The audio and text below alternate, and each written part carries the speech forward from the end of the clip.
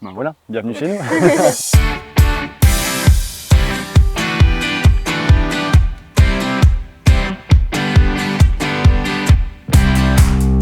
Ça fait maintenant 1 mois qu'on a reçu le permis de bâtir. Donc on était un peu impatients de cette réunion, notamment pour voir l'implantation des chaises, des cordes, etc. pour un peu se représenter les dimensions de notre maison, etc. sur notre terrain. Aujourd'hui c'est vraiment concret parce qu'on voit que ça commence et que ça va vraiment avancer très vite et qu'on sera vite dans notre maison en fait. Oui, oui. Il y a une personne qui s'occupe de notre chantier, c'est Monsieur Jean Claas en l'occurrence, et c'est lui qui est la personne de confiance, notre personne relais en fait. Et c'est la première rencontre aujourd'hui, donc on ne l'avait pas encore rencontré au préalable. Et voilà, pour le moment le courant passe bien et espérons que ça dure comme ça. On sort de cette réunion ici serein et confiant pour les étapes prochaines, quand même. Ici ce sera la porte d'entrée, bienvenue chez nous, on rentrera par ici.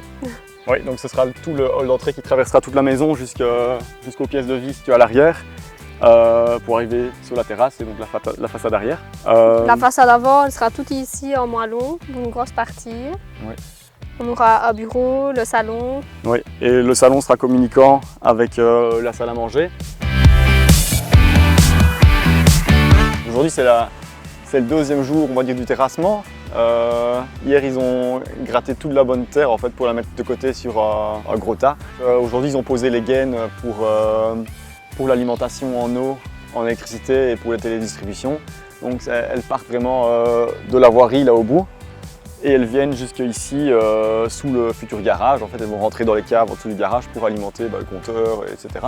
Elles ont été placées maintenant puisqu'on a une grande allée quand même et ce sera plus facile que de les placer par après. Donc ils ont déjà placé maintenant les gaines. Et dans les gaines, il y a déjà aussi le tuyau qui amène l'eau et le câble qui amène l'électricité. Donc tout ça, ça va être fermé et après seulement on terrassera le cube pour les caves. C'est quand même marquant. J'étais encore ici le week-end, tout était encore vert. Et maintenant, tout est noir, il y a de la terre partout et le terrain vraiment a complètement changé. Donc c'est quand même toujours assez plaisant et on essaiera de passer, je pense, régulièrement pour suivre le chantier quand même.